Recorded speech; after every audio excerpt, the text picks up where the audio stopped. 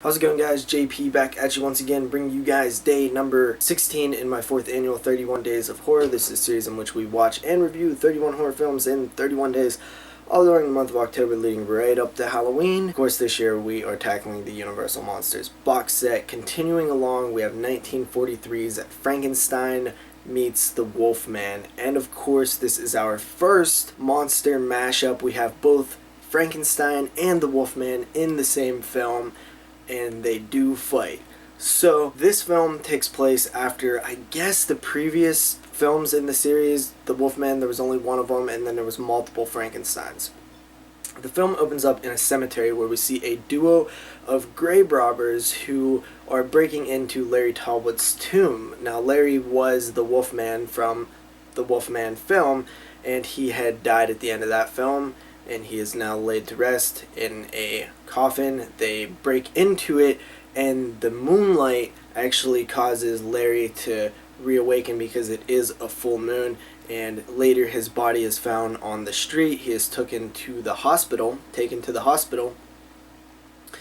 where he confesses that he killed a man and that he's a werewolf and that he needs help and all of that.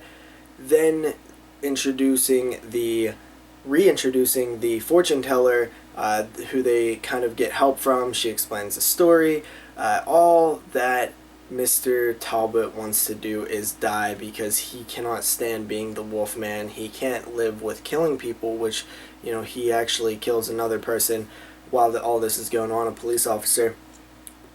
Eventually, they take him to the town where Frankenstein lived, and they don't really say which Frankenstein, whether it was the original Frankenstein, whether it was Wolf Frankenstein or Ludwig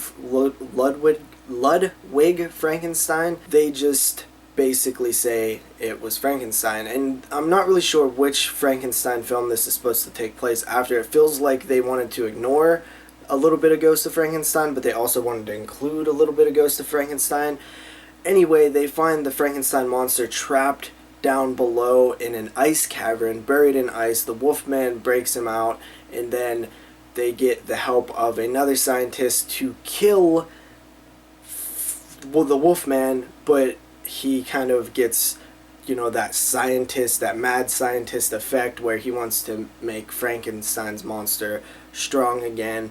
And then we have a chick, the daughter of one of the Frankensteins, also in this film. It gets a little convoluted and confusing. I would say that the logic behind this film is probably one of the least impressive points, because it's just all over the place and the continuity is kind of wrong, and you're not really sure what's supposed to be what, unless I'm missing some things.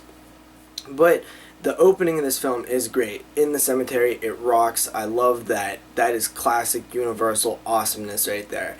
And then, honestly, the fight, I was pretty happy with. Like, it was kind of epic. Like, even though they're really just kind of, like, pushing each other and grabbing each other and stuff like that, like, just to see these, after watching these films, like, these two iconic monsters going after each other was awesome.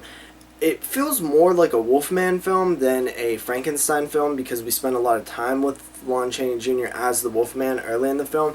And honestly, all that stuff is top notch. That Wolfman stuff is good. I really like the Wolfman character, and I like, he's such a tortured soul, really, and it's almost very depressing to have to, you know, go through that journey with him, because it's a tragic character.